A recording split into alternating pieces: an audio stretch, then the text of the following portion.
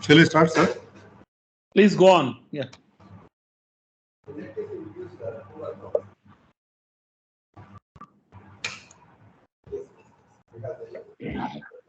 A very good afternoon to one and all. I welcome you all for today's CME, cracking a case with analytical chemistry, with the blessings of our founder, chairman, and president, Sri R.L. Jalapa sir.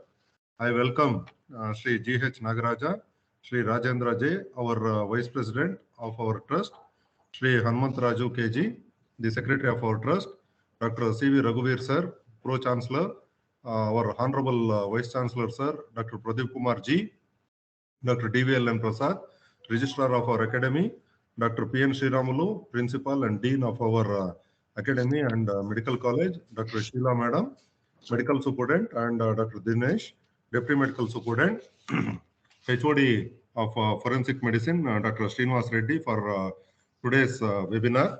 I welcome Dr. V.V. Pillay sir, the main resource person for today's topic titled Cracking a Case with Analytical Chemistry. As we all know that the forensic toxicology deals with qualitative and quantitative analysis of the biological samples for the presence of alcohol, drugs and poisons and their corresponding metabolites. The very purpose of selecting particularly this topic in this month is that the local population we have documented and the statistics of our institution states that the majority number of organophosphorus and organochlorine compound poisoning and snake bites to happen during the March to August. So this was the intention of we selecting, and we have plans of establishment of toxicology lab, poison detection center in our institution, for which we had conducted a series of guest lectures and other things previously. And with the guidance and inputs from Dr. V.V. Pillay sir, we wish to take this poisoning center further. So with this brief introduction, the objective of we selecting the topic, I wish to say a few things about V.V. Pillay sir. Sir is the chief of Poison Control Center and head of the Analytical Toxicology. And sir is the professor and head of Forensic Medicine and Medical Toxicology in Amrita Institute of Medical Sciences, Cochin, Kerala. Sir has lot many publications and various research activities sir has conducted. So theirs is an nationally accredited clinical toxicology lab, and it has been observed that they receive around 75,000 samples annually from all over the country. Sir did his undergraduation and post-graduation from Gandhi Medical College, Hyderabad. And it has been to say about the notable publications and memorable publications. Sir has got more than 100 publications in national and international scientific journals, of which 29 are indexed in PubMed, Scopus, and Web of Science. Sir has authored many textbooks. To name few things, the medical toxicology, now the present 4th edition, he has authored it. And comprehensive medical toxicology, the 3rd edition is authored by sir. Textbook on forensic medicine and toxicology, the 19th edition. He has contributed a section on toxicology for Oxford Textbook of Medicine, APA Textbook of Medicine, Textbook of Emergency and Trauma Care, Tandon's Textbook of Cardiology, and he is the editor of Journal of Indian Society of Toxicology. He is a referee on toxicology for Journal of Association of Physicians of India. He has contributed several monographs on analytical toxicology. He is the working group member of the WHO's Guidelines for Poison Control Network. He has founded the Indian Society of Toxicology, and he has been awarded by the Society of Toxicology USA Travel Award. And he has been conferred Lifetime Achievement Award for contribution to medical toxicology in India by Indian Society of Toxicology. He has been awarded Fellow of Indian Academy of Forensic Science, Forensic Medicine by Indian Academy of Forensic Medicine at 43rd Annual National Conference in 2022. So the credentials of Sir clearly states that he is a notable person for our institution to take our poison detection center further. Sir, we request after the CME and other things, we need your guidance and help in taking our forensic medicine toxicology center further, sir. So with this, I request sir to take over, and please go ahead with the webinar, sir. Thank you, sir. I request our Pradeep Kumar sir to say few words. Pillay, good afternoon, Pillay. There's nothing for me to say except to say it's a privilege and honor to have my former colleague from Gandhi during the good old PG days to be sharing today's session. Pillay, welcome. And after long gap, I'm able to see you virtually online. Dear colleagues, Pillay has taken a path which many dreaded to take the path 30 years back. And his perseverance and persistence in his beliefs made a huge difference and impact to the outcome of management of patient care in emergencies. The so-called golden hour, not only to cardiology, but also reflects onto the management of toxicology cases too. Dr. Pillay, I just wanted to congratulate you. Also ensure that we are compliant across the country in centers which have established several PDCs, but they are, most of them are not round the clock. The observation what I made is not round the clock. Shashi, can we request to mute all? Yes, sir. I think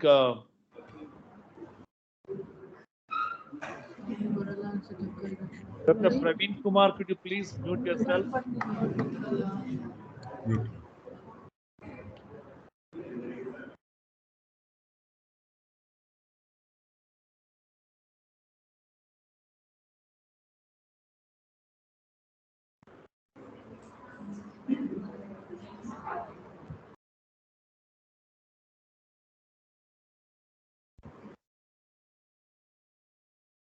Pillay, can you hear me? Just raise your hand in case you hear me.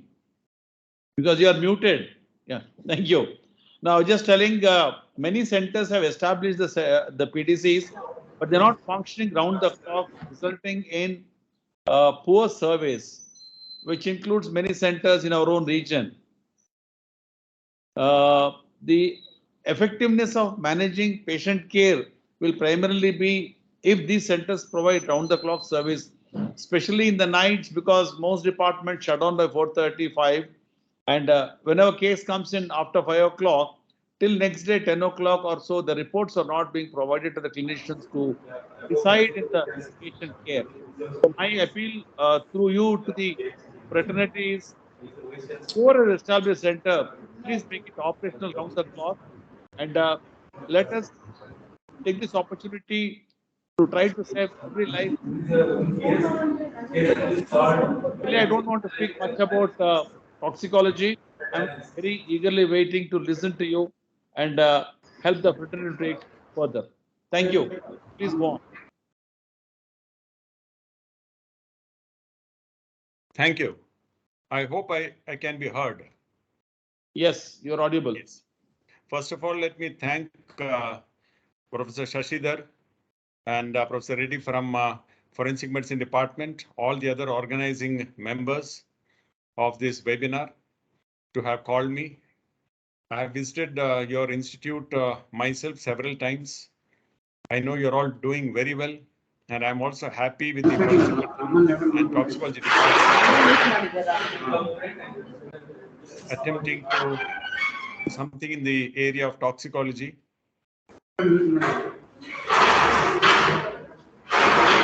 Can I request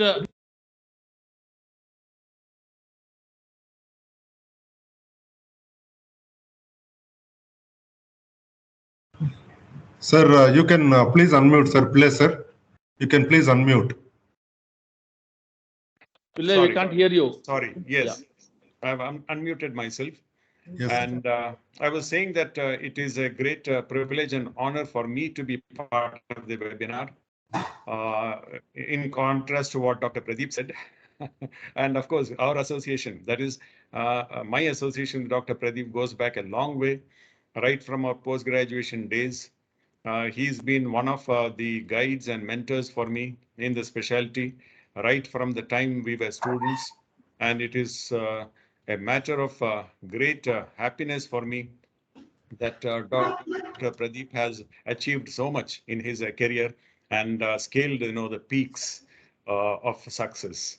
And he is where he is only because of his hard work and dedication and all that he has done for the fraternity. We are all very grateful to him and the other seniors also like him who have done a lot for the specialty. But we expect that going forward, not only the seniors, but the others also step in and improve this wonderful specialty of ours. Thank So, you, Dr. Pradeep, yes, Dr. Pradeep was mentioning some very pertinent points with regard to toxicology. And yes, I know that several centers have been started in institutes across the country, and a few are struggling perhaps. And some other centers are doing a little bit, but they can expand and give better, kind of services. I request all the participants to please mute yourselves because background, noise can affect the presentation. All of you, mute yourselves. Dr. Praveen Kumar, kindly, this is the third time you have been unmuting and distracting. My request is, gentlemen, Dr. Praveen, I don't know where are you from, please mute. Thank you. Pillay, go Thank on. you. Sorry for the Thank interruption. you. Thank you. So I was saying that, yes, we need to do a little bit more with regard to the Poison Control Center movement in India, which began so long ago, 1992, if I'm not mistaken. All India Institute of Medical Sciences, Delhi first started, and it is now 3 decades down the line. And though progress has been made, it is not perhaps adequate enough. So yes, I agree with Dr. Pradeep that some more stimulus has to be given. We are very happy with the National Medical Commission, however, bringing out this new curriculum, which has given a big boost to toxicology. But the implementation, of course, leaves a little bit of worry because there are a little bit, areas of confusion here and there. We'll come to that later. And yes, I'm all for helping institutes either start, poison control centers or toxicology laboratories or clinical, toxicology setup, or, help the growth of these centers if they are already established. And I have been doing my bit for Sri Devaraja's Medical College also. I have come, as I said, once or twice, and I know that the center should expand and maybe go forward a little bit more. We'll do what we can in the days to come. So I'll begin my presentation now, for which I need to share. And I hope that the usual kind of glitch that I face here at this particular stage will not happen, because when we start sharing a presentation, sometimes things begin to go wrong. So please do let me know whether the slide, you can see the first slide. I'll run the slideshow. This is the first slide. I hope it can be seen by all. Yes, go on. We can see. Yes. Pillay, go on. Yeah. I bring greetings from the Poison Control Center here in Amrita Institute of Medical Sciences in Cochin.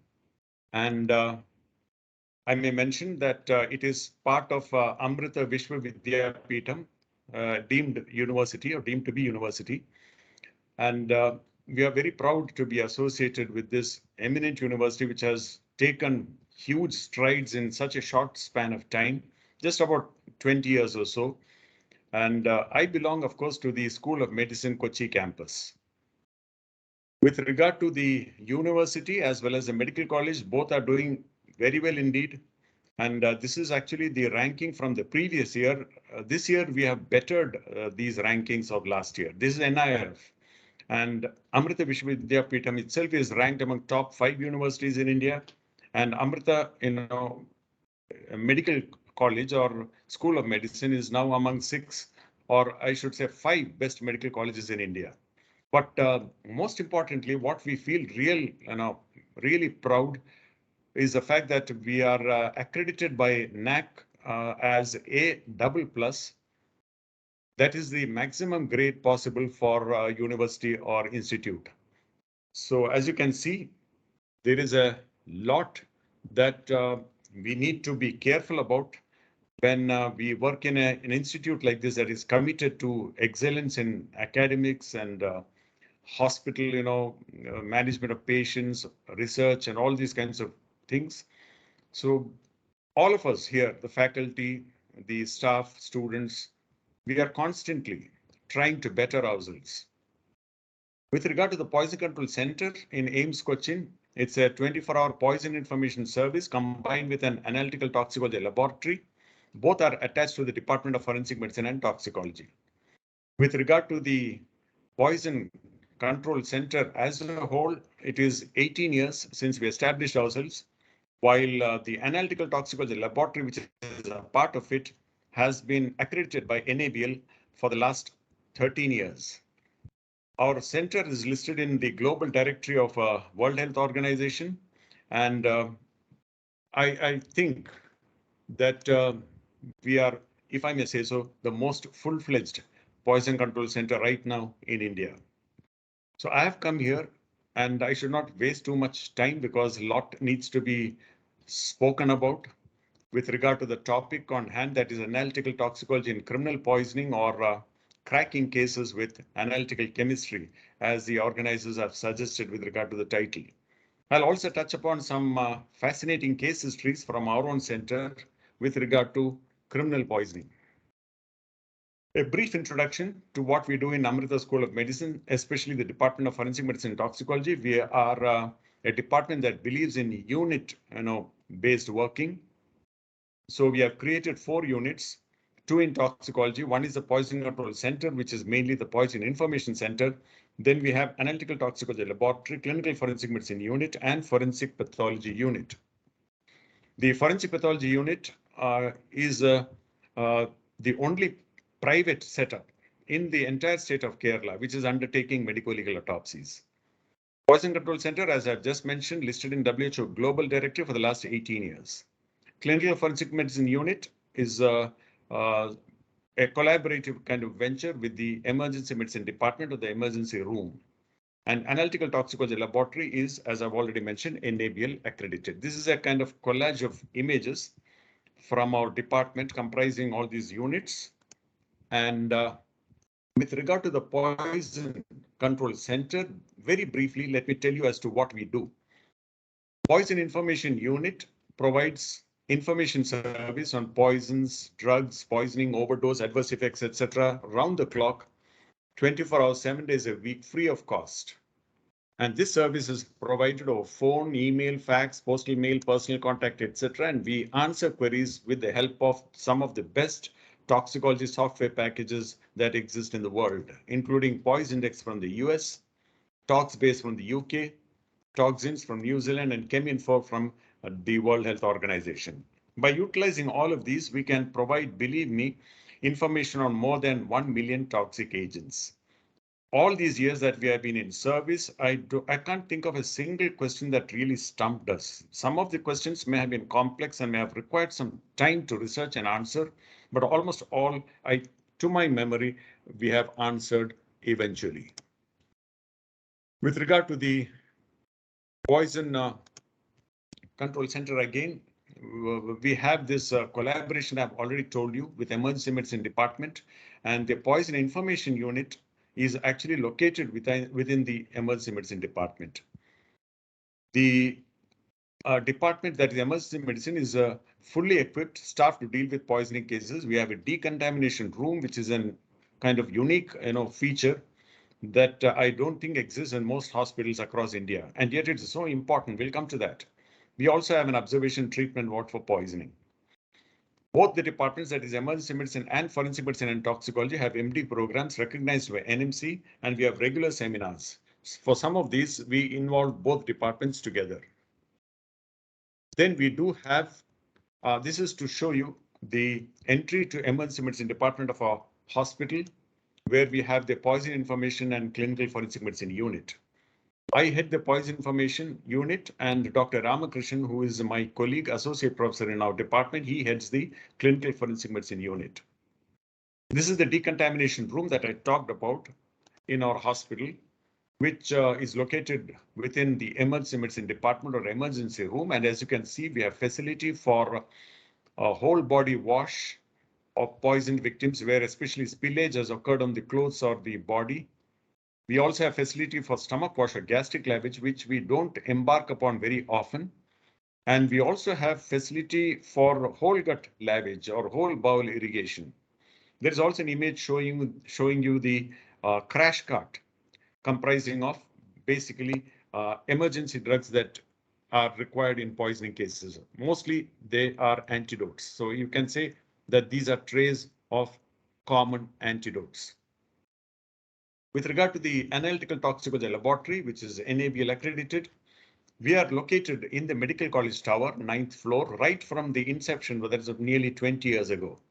And we utilize the following methods listed on this slide for our testing. As you can see, many of them are very simple kinds of methodologies using basic kind of equipment. We have a TLC, that is thin layer chromatography, facility for biochemical color tests, spectrophotometry, gas chromatography, high pressure or high performance liquid chromatography, etc. For other more advanced kinds of testing, we have tie-up with other labs here in the area of Cochin.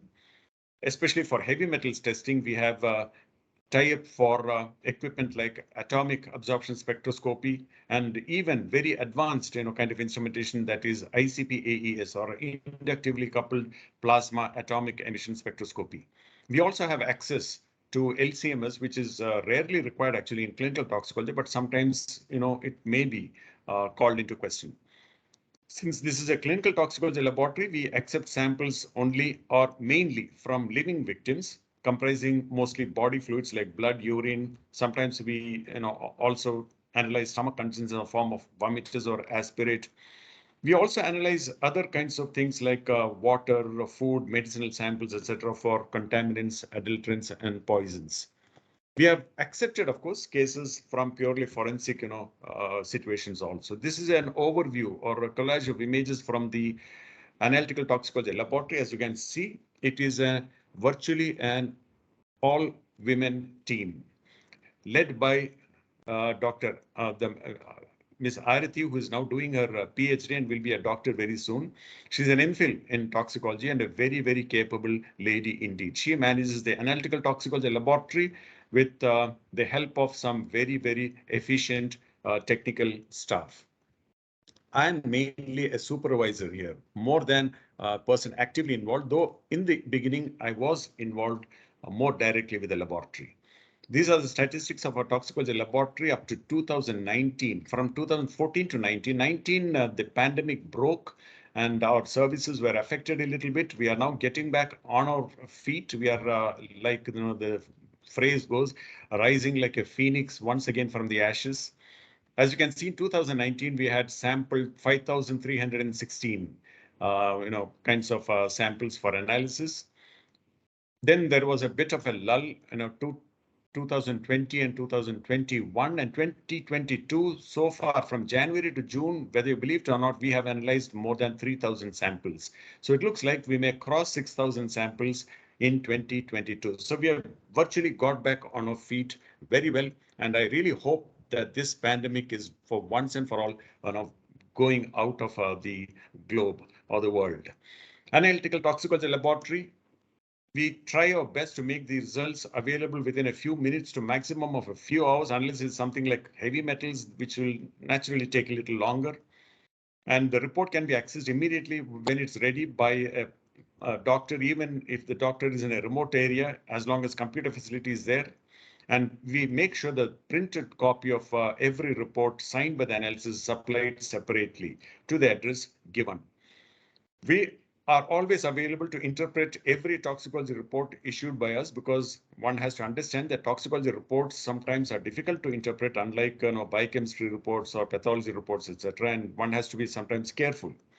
Clarifications of queries are always possible by email or phone or personal contact. With regard to the common tests that we do, we have a tox screen, which is a preliminary screening for common poisons drugs. When nothing is known, nobody knows exactly what poison is involved. We have a substance abuse screen that takes into account some of the common substance abuse.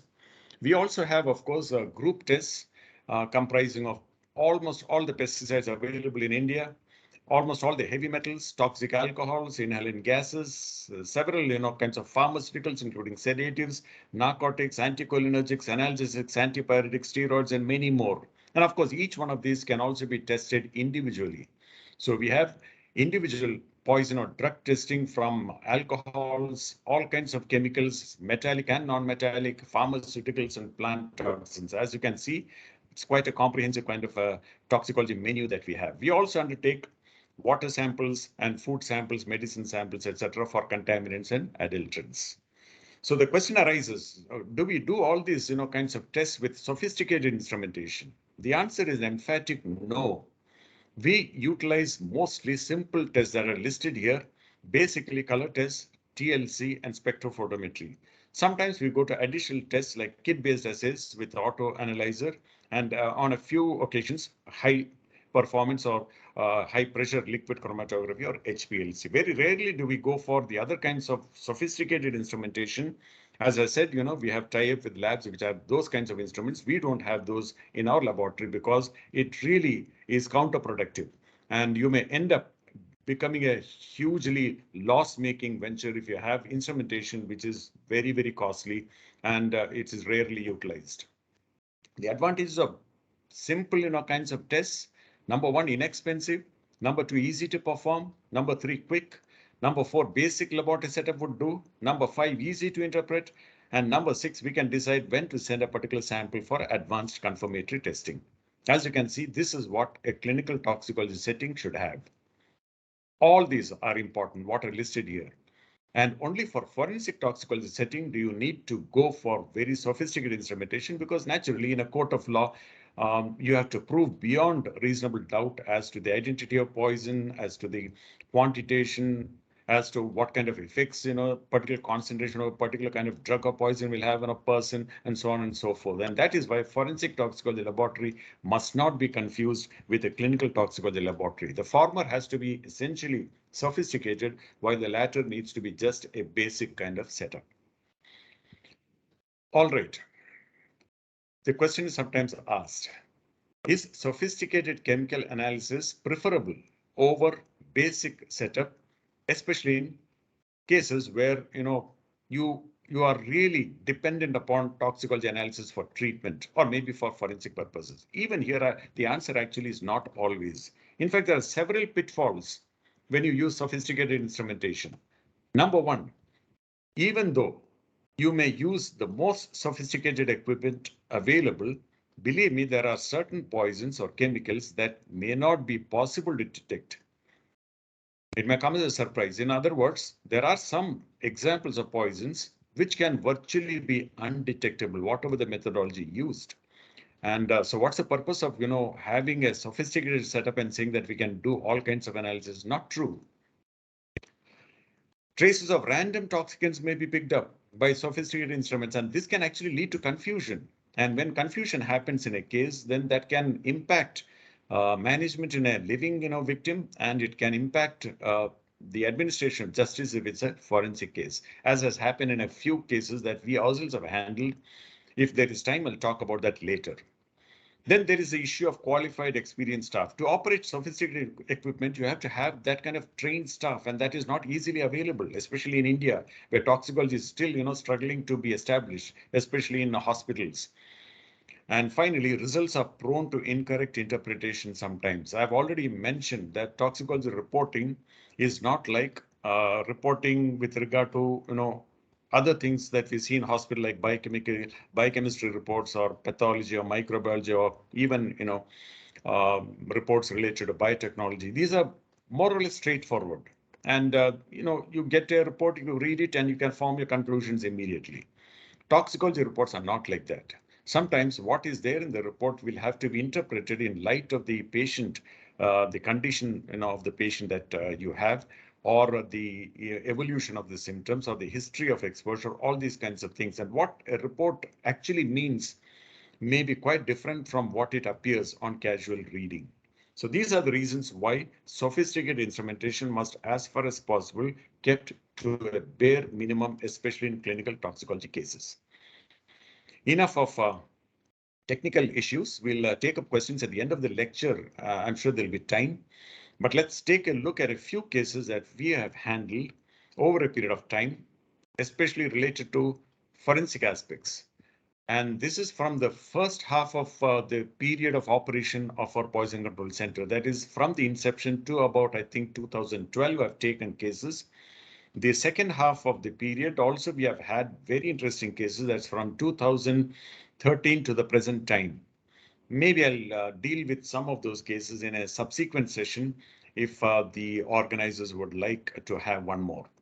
But there are so many cases that we need to go like this, some cases at a time. And therefore, I thought, let us look at some of the cases that we handled the first half of the period of operations. And from that, I've selected 5 cases. The first one is the Good Samaritan. This happened in 2006, on 20 March 2006 to be precise, when there was a heavy rush at cinemas in Cochin. Remember, 2006 was a time when there were no multiplexes, and mostly it was cinema theaters, of the conventional type that existed till recently. And we did not have, of course, any kind of online streaming platforms and stuff, and even television, channels telecasting movies and all that, not all that much. So there used to be always a great, kind of rush for cinemas, for, films in cinema theaters. And if it involves a superstar like Mohanlal, for instance, in Malayalam cinema, then you can imagine how much of rush there can be on the first day of a new release. And that's what happened on this day, 20 March 2006, heavy rush. And a middle-aged male, we'll just call him SRN, his initials. He was from a nearby area, nearby to Cochin, and he had come to the theater hopeful of watching this film after a tiring, day's work before going back home. And he was very despondent because there was this board showing house full. He was waiting wondering what to do, perhaps to go back, he will have to take a bus. He was pondering on all those things when a stranger approached him and said that he has an extra ticket. His friend, he said, has not turned up, and so he would like to offer this ticket at no extra cost. He was not a black marketer. He made it a point to mention that. SRN was delighted and, of course, grabbed the offer. And both of them went inside to watch the movie. And the friendly stranger became friendlier and friendlier, to the point that when the intermission or the interval came around, he even offered SRN a soft drink, which he accepted gladly. And he was really thinking, what a wonderful kind of friend I have made on this day. But unfortunately, after that, his problems began. After the interval, and after he had finished the soft drink, SRN began to feel uneasy, dizzy, disoriented, and he was really getting to be quite unwell. But we don't have to worry, because a Good Samaritan is still around, and he is very concerned. He offers to escort SRN to a hospital nearby. And of course, SRN has to agree, because he's quite unwell by now, and he's not in a position to watch the movie. So the Good Samaritan takes him in an auto, for which, whether you believe it or not, he himself pays. But on arrival at the hospital, SRN is minus his watch, gold ring, and wallet, though he himself is not aware at this time. The Good Samaritan then gets him admitted in the casualty and then disappears. Disappears, in fact, forever. He was never traced. And what happens to SRN? He is in bad shape indeed. He is stuporous, and the attending physicians are all puzzled. There are no signs of actual illness or abnormal investigations, and most of his vitals are stable. And they start wondering as to what is wrong with this man. And finally, after quite a long time, it strikes one of them that maybe this could be actually a toxicology case. Maybe some poison or drug may be involved. And so what do? They take some samples, body fluid samples from SRN, blood and urine, and send it to us for analysis, by which time in 2006 we had more or less established ourselves, and almost all the hospitals definitely in Ernakulam knew about our services, and most parts of, in fact, Kerala also were aware of our services. We received the case, and immediately we knew actually what we were dealing with. This is a case of classical stupefaction, what we call stupefaction in toxicology. That is, administering a chemical or a drug or poison to somebody, a victim, in order to incapacitate that person by way of making him disoriented, confused, unable to think clearly or even move about clearly. Maybe he'll become stuporous. This is called stupefaction.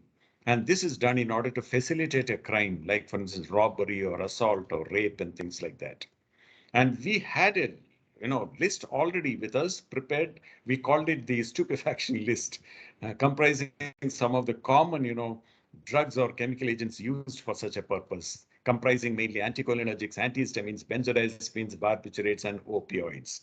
So we did the testing and found out within no time that one of these was involved, one of the benzodiazepines, that is flurazepam, which is notorious for causing disorientation, confusion, etc., aside from drowsiness and stupor. We communicated the result to the attending physicians of the case, and they gave one round of the antidote for benzodiazepines, that is flumazenil, and the victim recovered dramatically. He recovered immediately and started singing like a canary, in fact, telling everybody as to what exactly happened, though some of the bits and pieces were missing in what he stated because of what we call retrograde amnesia. That is notorious with regard to agents like flurazepam. But most of it he could recall. However, even though the police tried to investigate and find out who was responsible for his stupefaction and loss of his money and other things, they could never trace that person.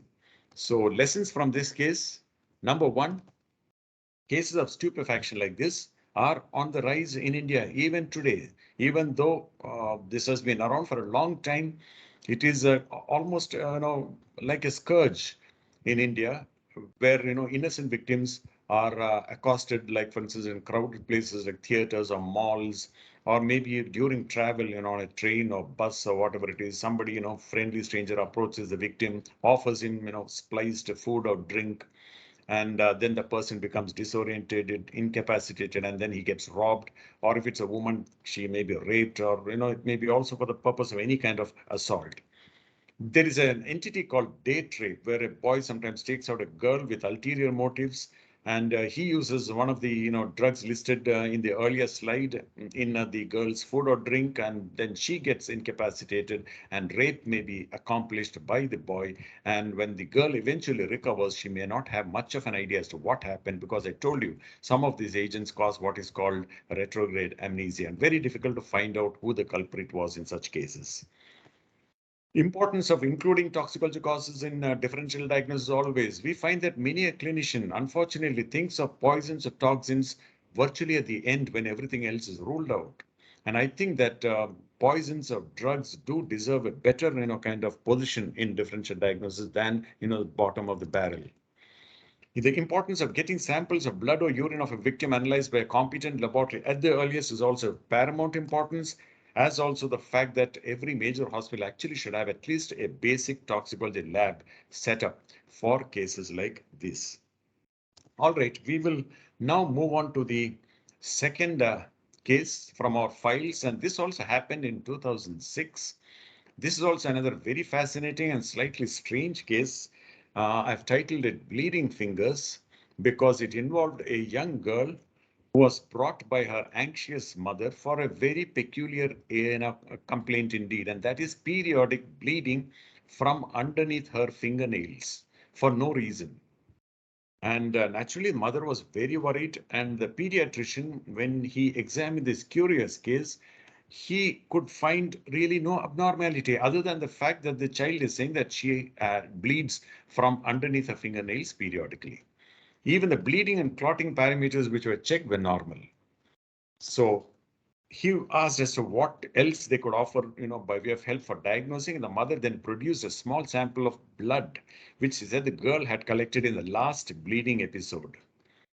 And this blood sample, when the pediatrician looked at it, did not look very much like blood. So he wanted to confirm it, and he sent it to our laboratory to find out whether it really was blood. I don't know whether he chose the right laboratory, but I think he chose us rightly, if I may say so, because we did find out, number one, that it was not really blood. It was just an orange red liquid with no blood cells. And we found out not only that it is not blood, we found out as to what exactly it was, because we asked the mother as to the occupation of her husband, that's a girl's father, and the mother said that he was a small-time candy manufacturer, which began to ring a bell in our mind. And we asked as to whether any kind of coloring agents are used for these candies. And we got, the father also to be, involved in our investigation. And he said that, yes, he has access to several kinds of dyes, of which one dye is Sudan Red 1. It's a red colored dye. Then we asked him to get a sample of this, and we ran it as a standard on HPLC, and we found that it is the same as the so-called blood sample. When the girl was now, confronted with this information that it is actually not blood, you have been just fabricating it, this is nothing but a dye, she finally broke down. And she said that she pretended to all this only because she felt that parental attention was coming down, because there was now a younger brother in the family and he was getting more attention, and she wanted a little bit more attention and sympathy from her parents. That is why she resorted to this. So we did send her for counseling. We also sent the parents for counseling and admonished them for, not paying enough attention to one child and devoting more attention to another. So this was the case of bleeding fingers, and we were pretty happy with the outcome of the whole thing. So what is the lesson that we need to learn from this case? History must not always be relied upon, especially in toxicology, because sometimes in a case where somebody has consumed poison deliberately by way of self-harm, that person is not going to come out with the kind of information that is true, because he does not want to be helped. And in a case like this, for instance, a child who has also got a motive, again, the kind of history that the child may come up with, even though the child himself or herself may be very innocent, may not be, authentic or true at all. So history is something in toxicology cases, especially, that you need to approach with a little bit of caution.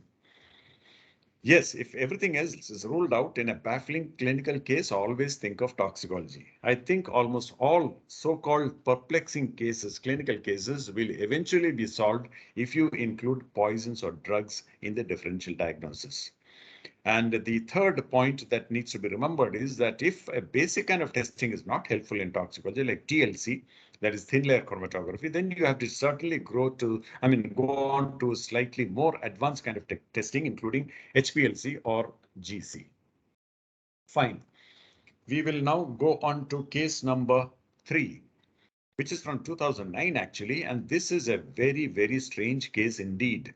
In fact, we published this case and it received a lot of attention from toxicologists and doctors, not only from India, but even from abroad. And this, as suggested by the title itself, is very curious indeed. Attempted homicide with vitamins. This involved a sample of water that we got actually from Karnataka, from Mangalore to be specific, through a colleague of mine who sent this sample across and said that this is a water sample used by his friend who was a businessman, and that businessman was a little paranoid because he had a lot of enemies, enemies who were out to get him, or so that is what he thought. So he was always very careful. Now, this man had the habit of keeping a glass of water by his bedside at night when he retires to bed, because sometimes he would wake up in the middle of the night thirsty, and so he always felt that a glass of water nearby would be nice during the night. Now, unfortunately, his bed itself was located close to the window of the room, and the window was always kept open for fresh air. So naturally, the glass of water also would be near the window and accessible to somebody from outside. This was the ground floor. So what happened on the fateful morning was that when he woke up, he looked at the glass of water and he found it to be a little discolored. And when he smelt, he could detect a faint kind of odor, though he could not place it as to what kind of odor it is. He was very alarmed, and he was sure that this is an attempted poisoning. Somebody in the night may have reached from the window and put some poison in his glass of water, hoping that in the night he would drink and maybe die. So he was very much in a flap, and fortunately for him, this colleague of mine who was a friend of his suggested, why don't you send that for analysis to our laboratory? So we received the sample, and we decided to start with the usual, kinds of chemicals and drugs. And because it's a medical legal case, we were really very careful. Even though the person had not informed the police so far, it's potentially, going to be done if we detect some poison. So we approached with caution, began with all kinds of, common chemicals and biological toxins, which revealed nothing. And then we wondered what to do. We got back to the person concerned and said, we can extend the testing to more exotic poisons, but this is going to be a bit expensive. And this man said, no question. Expense is no issue at all here. It's a question of my life. So I've got money, do whatever possible and just find out what poison is involved. So we said, all right. And we went forth to do a very comprehensive, kind of screen, right down to common pharmaceuticals and even unusual kinds of things, right down to vitamins. And you won't believe it. The sample tested positive for vitamin B complex, virtually all the vitamin B in the B complex. And we were really very, very surprised. And we got back with the results saying that, what is this? You send the water sample across as something containing poison, and actually contains something that's good for health. It contains vitamins. And the man then was very sheepish, and he said that probably this is what happened. On that fateful night, he must have got up, maybe thirsty, he couldn't recollect, and he must have seen this tablet B complex that he had failed to take the night before when he retired to bed, and he popped it into his mouth. And because he was very sleepy and groggy, while gulping, the tablet down with water, maybe the tablet did not go down the right way, and instead of going down his throat, it went back into the glass of water. And then that got dissolved, because after all, B complex vitamins are water soluble. And by morning, it had discolored the water a little bit. And when he saw that water, he jumped to the conclusion that maybe somebody added poison. So as you can see, an extremely strange, almost bizarre, but quite amusing kind of incident that ended well. And from poison that was meant to kill him, we proved that it was actually something that would sustain his health, and that is vitamins. As I said, earlier, we published this as a case report, and that received a lot of, I think, feedback from toxicologists and physicians. All right, we move on to another interesting case, another quite strange case, and this time it involves not a human being but a bird by name macaw. I'm sure many of you know what a macaw is. It's a very brightly colored exotic parrot, and it is not like the usual parrot. It's much bigger bird with a long tail, and it makes a lot of squawking, kinds of sounds, and sometimes it can almost imitate human voices also. It's supposed to be a kind of status symbol to have a macaw. Macaw is not natural to India, so it has to be imported. It's a pretty costly bird, mostly from South America. I believe at the time when we got this, when we were handling this case, that is in 2010, the cost of each bird, a macaw would be around 1 to 1.5 lakh rupees. I'm not very sure as to what is the cost today.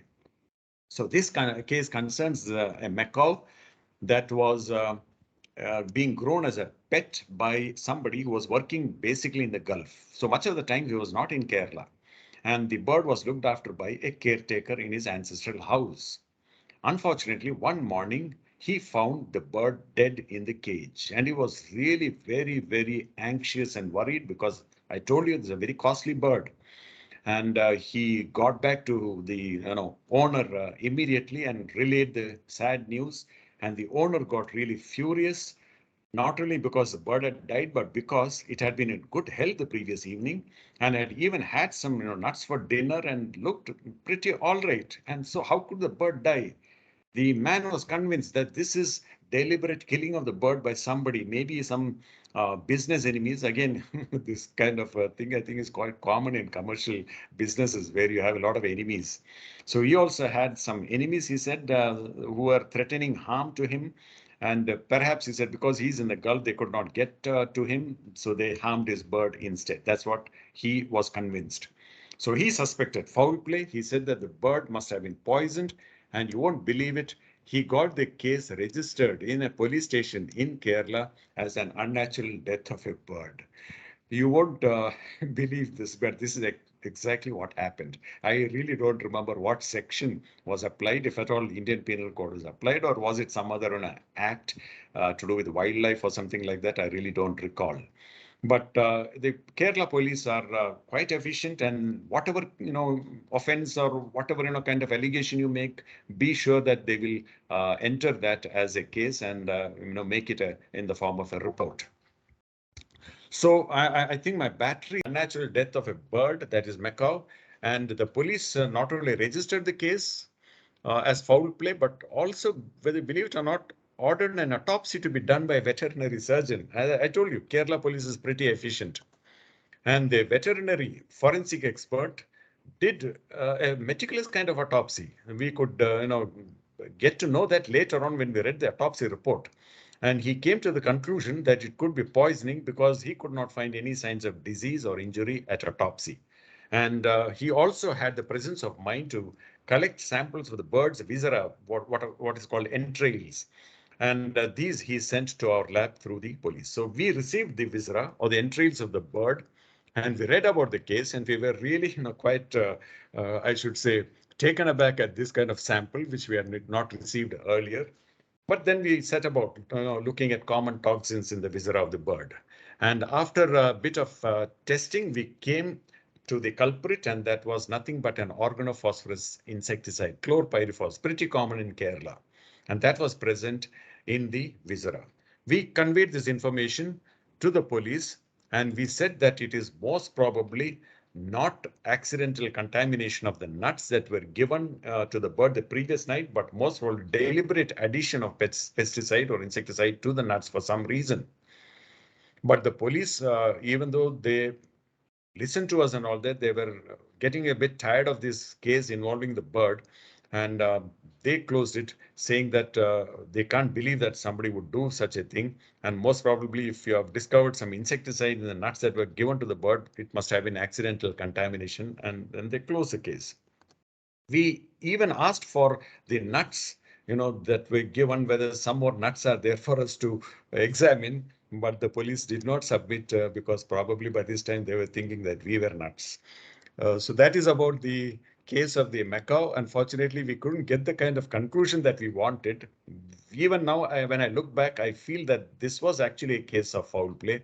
I don't think it was accidental contamination of the nuts, given to the bird by this insecticide. I think it was deliberate addition, because after all, when you talk of nuts like peanuts, if it is accidental contamination during spraying of the crop, you will expect the insecticide to be present on the outer shell. But the shell, is removed and the peanuts are given to birds. So there is no question of contamination accidentally happening here. Anyway, that is about that particular case. And we will move on to the next one. And no, before that, let us look at the lessons from this case. Yes, there's only one lesson. Toxicology is not restricted to humans alone. I may mention that subsequently, we also received some samples from an elephant that died under suspicious circumstances in a zoo in Karnataka, I think Mysore Zoo. And that was, there was suspicion that the elephant was killed for the tusk, for the ivory, poaching. And that was also a pretty interesting case that we received much later. It comes in the second half of our period of operation. So maybe I'll take it up in the next session, if at all there is going to be one. Now we will look at the last case for this session, and that is a copper caper. That was reported finally in 2011 by us, but the case itself, a very tragic case indeed, began in 2004. To be precise, November 13, 2004, when a young girl, 18 years old, died in a nearby medical college hospital in Cochin. And she had just given birth to a baby girl 3 months ago. According to her parents, a lady acquaintance had taken their daughter through her aunt to a resort at Kumaragam, which is a wonderful, kind of place in Kerala, full of resorts and all that. Very beautiful place, a lot of backwaters. And here, in a resort, this girl was taken by this lady. We will call her Ellen. And that the purpose was to introduce this girl to a TV serial producer who promised to, give her a role in one of his serials. That was the reason why the girl was taken there. But unfortunately, that was not really the reason. It was for sexual abuse. And this so-called serial producer, TV serial producer abused her, but she was also abused by several others. And in fact, she was initiated later on to sex racket, which was being operated by this lady that we refer to as Miss Ellen. And eventually this girl got pregnant and she was urged to undergo an abortion, but she refused. She said that she would like to have the child. And she went ahead and delivered the child. But very tragically, some unexpected, post-delivery complications set in, and she died 3 months later. That was the case. By this time, the media had got wind of this, and you know how the media can be, especially in Kerala. And they went into a frenzy over this case. There was a huge hue and cry over the mysterious death, and all kinds of allegations were being cast about that this is a clear-cut case of murder, and that was done only to silence her, because some of those who abused her were individuals belonging to very high stations in life, maybe politicians, doctors, lawyers, all kinds of people who were patronizing that sex racket, and they didn't want their names to come out. So the media said that this is a case that needs to be investigated properly. And finally, the political establishment was compelled to transfer the case to the CBI. In this case, an autopsy actually was done, and Visra had been sent for toxicological analysis. The real problem happened when the toxicology report was received from the chemical examiner's laboratory in Trivandrum, the premier laboratory in the forensic sector in Kerala. And that came as positive in this particular case for high levels of copper, which was totally, unexpected. Nobody was expecting, this kind of result at all. And yet the report stated that the blood sample had 5.25 milligram per 100 ml of copper, when average normal levels are just about 0.2 to 0.4 milligram per 100 ml, even for pregnant or lactating women, and it's much less for the others. So it did look as if there is some sort of, issue of poisoning here. And the media really went into a frenzy. And various newspapers and TV channels virtually declared that this was young poisoned, and the agent must be some sort of copper salt. So the lady involved, that is Miss Ellen, was then arrested. And this is an image of that lady at the time of arrest. And nobody was really thinking that so far there had been no evidence right up to this point of copper poisoning at all in this case. Nobody was suspecting, either clinically or at the time of autopsy, or with regard to anybody else involved with the case. Nobody was suspecting copper. And yet it turned up positive. Except in the chemical analysis report, there was nothing else to suggest actually copper poisoning. So the police were very puzzled. They didn't know how to go forward, and they decided to have a second opinion. So they came to us, not only with regard to the reanalysis of remaining blood sample of copper level, but also a reanalysis of the autopsy report. We looked at the autopsy report, and they were quite consistent. The findings were quite consistent with post-operative complications leading to septicemia, which was in fact given as a cause of death in the hospital report. So that was fine. Then we looked at the issue of sampling, and we felt that because it's such a sensitive case, it had to be done really well. And we decided to collaborate with the Central Forensic Science Laboratory in Hyderabad, where this instrument ICP-AES was at that time available, whereas in Cochin, not even the kind of setup that we have a tie-up with right now had this instrument. That is inductively coupled atomic emission spectroscopy. This particular sample, in fact, I myself took it with me and interacted with the director of CFSL, who was a very cooperative person. And with the help of this laboratory, the sample was analyzed. I was there at the time when the analysis was being done. Of course, I didn't know how to operate the instrument. It was all done by a highly trained staff. And the result came out as this.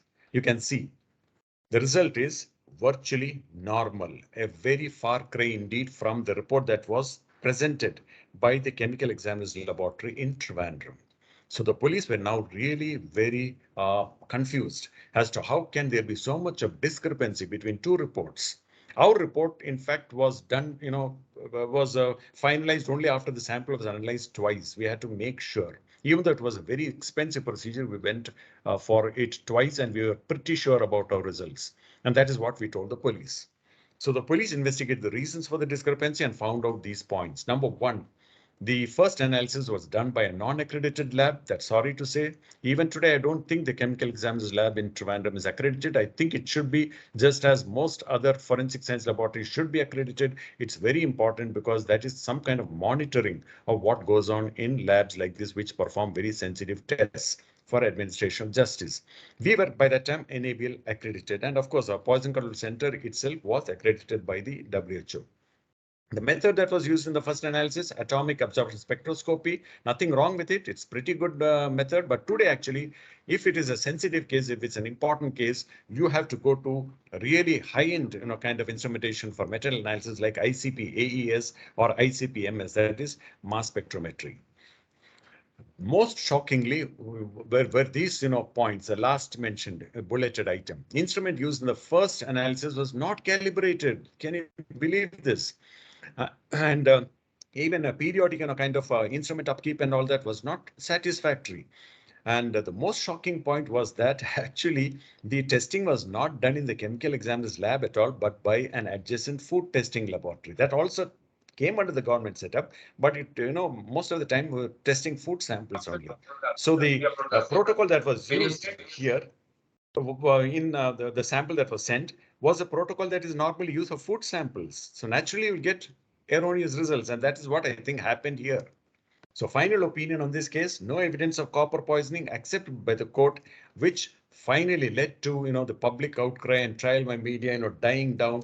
And in 2012, on 8th February, the court that was trying the case finally gave the verdict, and that is sentencing the accused, 5 of them, to 10 years in prison for criminal conspiracy, while the main accused turned approver and was acquitted, and the case was closed. So you can see sometimes when a casual kind of approach is taken in toxicology, you can end up with a lot of problems. So the importance of correctly performing toxicological analysis, cannot be overstated. It is also very important from this particular case that instruments should be calibrated properly and regularly, and specific protocols for human samples should only be used for analysis. And I also emphasize once again the importance of accrediting Indian forensic science and chemical examiners laboratories by NABL or WHO. It's also important to seek a second opinion wherever necessary, especially if you get unexpected toxicological findings in a particular case. So that is all with regard to me, with regard to my presentation for today.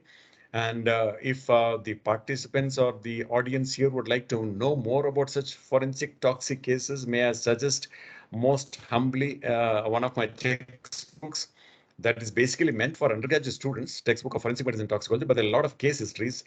And some of the cases, of course, don't really belong to us. There are other cases from other parts of the country and the world, but it gives you a good, kind of picture as to how fascinating, toxicology can be and how useful toxicological analysis can be in cases like this. If you don't want to read a book, then you can perhaps consider joining the Poison Club on Facebook. We have a group there. We also have a dedicated setup on YouTube. The Indian Society of Toxicology has a channel on toxicology.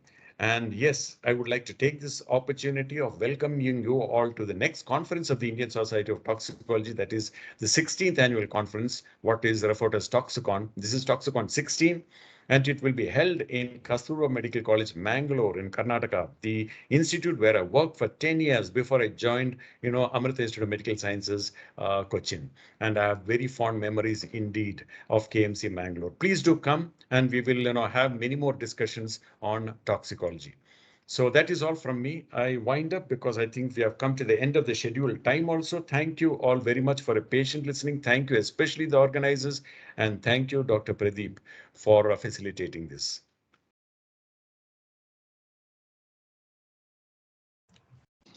Thank you, Pillay. Yeah. It was very enlightening refreshing for me being away from the undergraduate teaching schedule and no PGs around. So it was a revision for me. Thank you. Thank you. I think somebody raised their hand or ask the organizers to please take over. Yes, thank you, sir. And thank you, Dr. Pillay, sir, for the very insightful and very interesting cases which were deliberated. I request the audience, if they have any questions or queries, to please You can post it in the chat box, or you can raise the hand or unmute and please go ahead. I think in the chat box, there's nothing. Pillay, as I think, let me set the ball rolling. Very often, most of the people keep questioning whether the reports of CFL only accepted in courts and private lab. This is a very common misnomer most of us have. I would like to clarify that. Yes, it is good that you raised it, because this is a constant, kind of thing that I have to face from especially my own colleagues, who say that how can your reports be accepted in a court of law? You're not even a toxicologist and all those kinds of things. And then I say that I'm an authorized signatory for toxicology reports by the NABL. What more do you want? So I don't think it is a court that should decide as to who should be a signatory for a toxicology report. And where is it written that if a particular report is furnished on any aspect in a particular case that can help in administration of justice, and if the court is satisfied that that particular methodology meets with scientific credentials and authenticity, where is it written that the court will not accept it?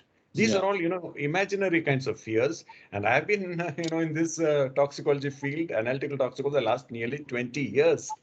And I've never ever faced any kind of situation from the court, any kind of court. In fact, just recently, a few days ago, I was in Trivandrum for a case that we did, and that was a drunkenness case. And casually, the judge, I think the lawyer asked me as to what my laboratory is all about and why the samples were not sent to the chemical examiner's laboratory. Why did we do it and things like that? And I explained this is a living victim, and chemical examiners laboratories and forensic science laboratories don't accept samples from living victims as far as possible. So we step in such cases, and we do the analysis, and we are following a standard operating protocol. We are accredited by NABL, we are accredited by WHO. What more do you want? So I think the very fact that we have been in existence for 20 years, and some of our reports have been, in fact, accepted by court over and above the government lab report, like in the case that I mentioned, the last one, the copper poisoning case. The court accepted our report as authentic and said that the chemical examiner's report from Trivandrum, should not be taken into consideration. So all this should give you hope that there's nothing like that. Pillay, very often the biochemistry lab, which reports gives values of X, I, or Y, are accepted by the courts. I'm sure that should also be no option. Harish, can you please take the questions in the chat box? Yes, sir. Yes, sir. Thank you, sir. Sir, there is a question in the chat box by Mrs. Shreya Subramaniam. Sir, would a bedside test for OP poisoning be useful in a practical setup, even just a qualitative test? Okay. Can you please suggest as to what kind of test is being referred to? What kind of bedside test? Madam, you can please, sir, the test she is requesting is for the OP poisoning. Because I'm not aware of any bedside test for OP poisoning. That's why I'm asking you. Maybe if there is something useful that we missed, we'll incorporate it in our toxicology menu. I don't think there is a bedside test for organophosphorus compounds. There is, TLC for various kinds of organophosphorus insecticides, but how do you know as to which organophosphate insecticide is involved? And even if you want to do it in the form of a TLC is not really a bedside, kind of facility, isn't it? When you say bedside, it has to be something where you use a kit or you use, something like, for instance, the color test. That's fine. But I can't think of a color test or a kit-based test for any organophosphorus compound. So bedside testing is not applicable here, I think. Thank you, sir. Sir, Dr. Praveen Kumar has a question. Dr. Praveen Kumar, please go ahead. Sir, am I audible, sir? Yes, sir. Yes, Yes, yes, sir. Audible. Sir, in case of recently, I underwent a case where there was a multiple pharmaceutical agent consumption. Now, how will you proceed through that test, sir? Treating doctor doesn't know what was the agent there. Yes, multiple pharmaceutical agent consumption. I understand. That kind of case can be quite challenging, and we will have to start from scratch. Try to find out as to what would possibly be involved, and then test for those specifically in the laboratory and go forward by a process of exclusion. And you may eventually end up with satisfactory results, or you may not. So it is a case where you have to understand that you may not eventually get what you want. There are cases like that.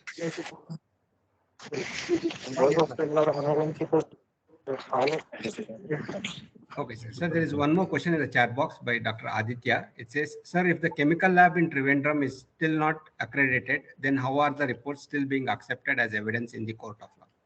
We are not putting down any laboratory here.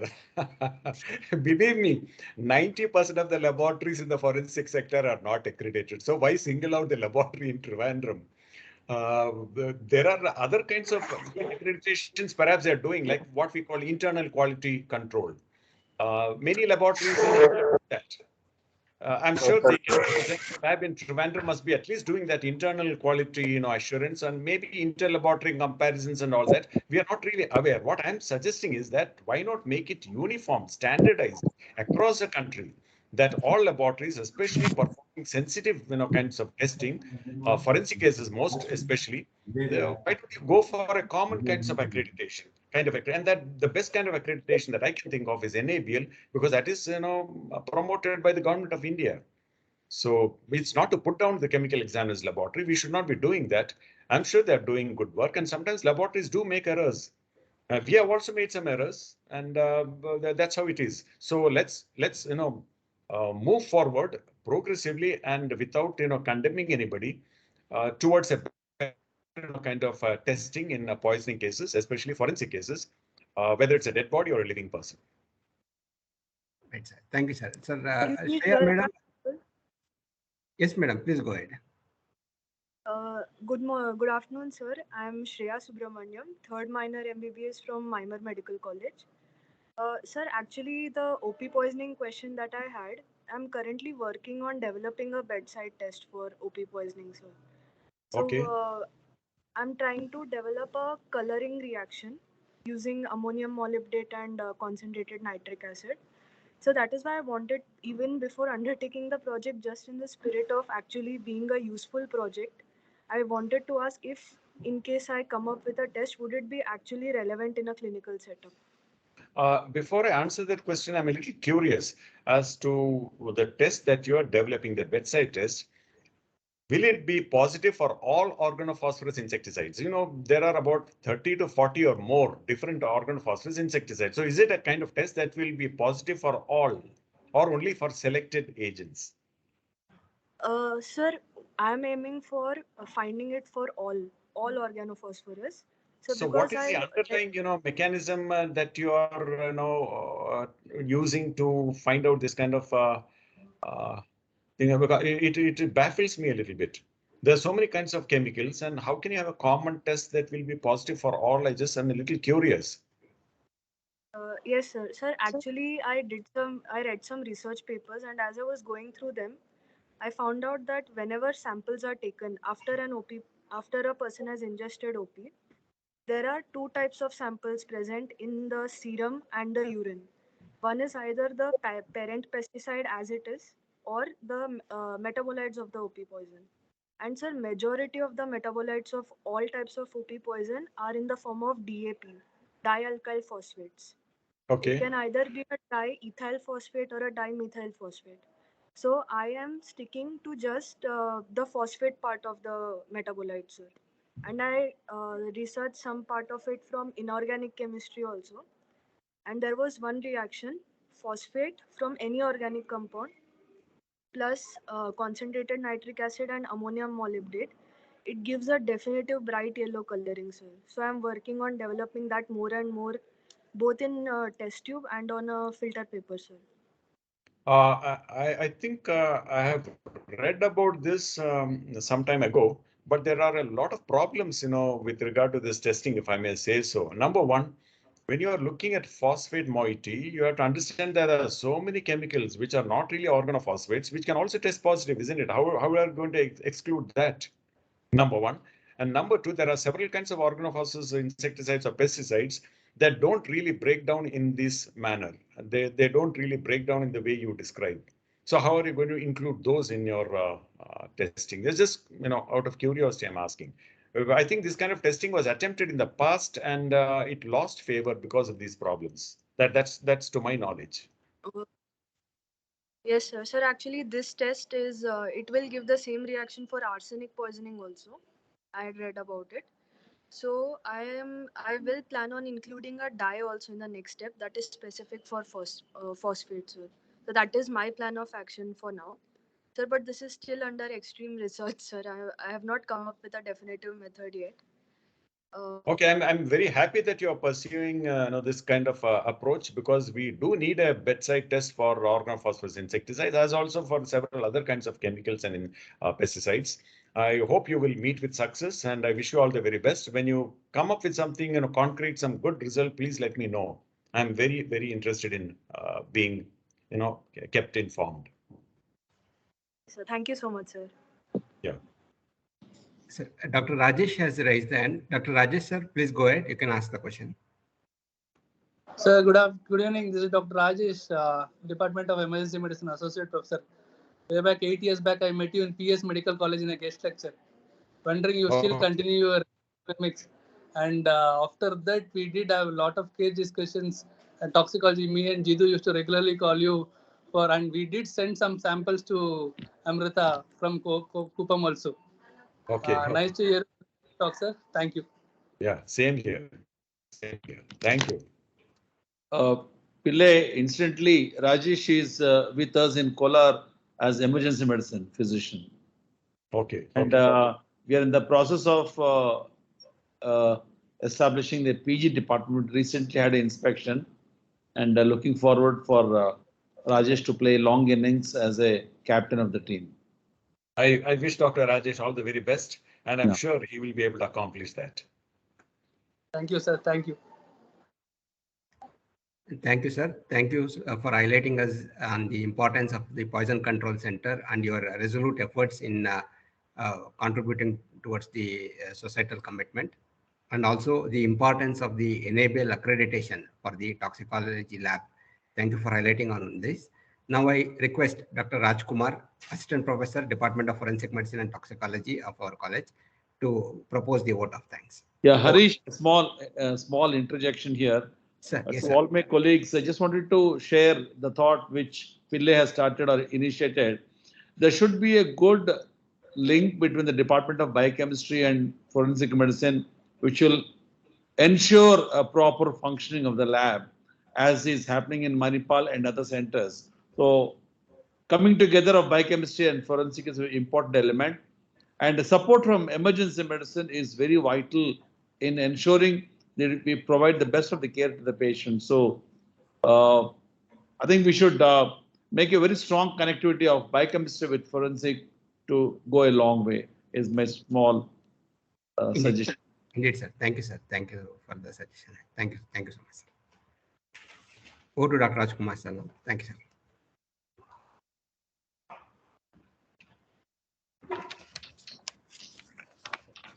Good afternoon, one and all. I take this opportunity to propose vote of thanks on behalf of Department of Biochemistry and Department of Forensic Medicine and Toxicology.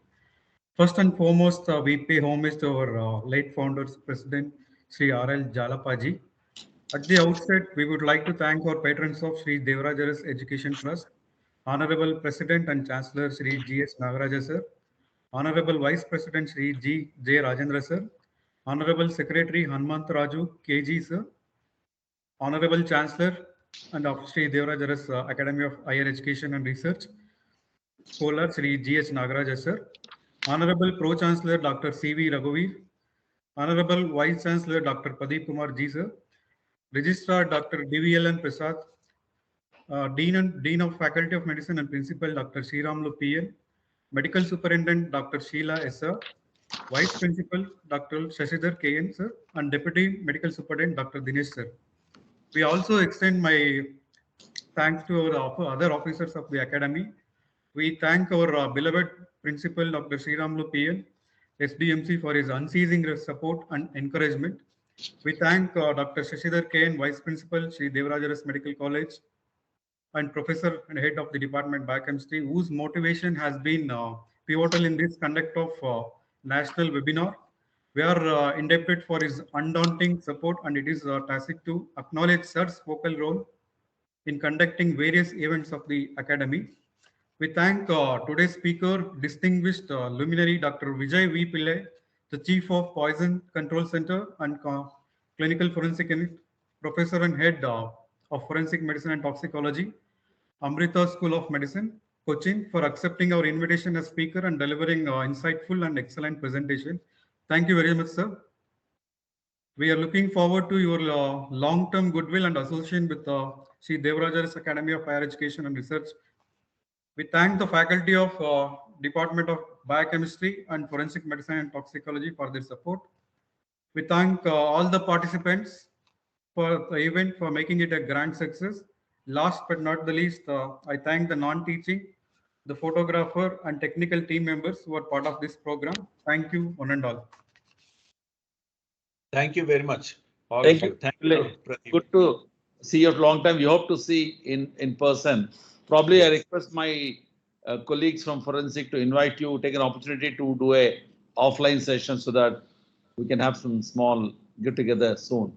Sure, that will be a privilege. Yeah. And please do come to KMC Mangalore, Pradeep, for the toxicology conference. Yeah, I'll be be there. forward to that. Dr. Pratik Rastogi will be organizing that. I'm aware of that.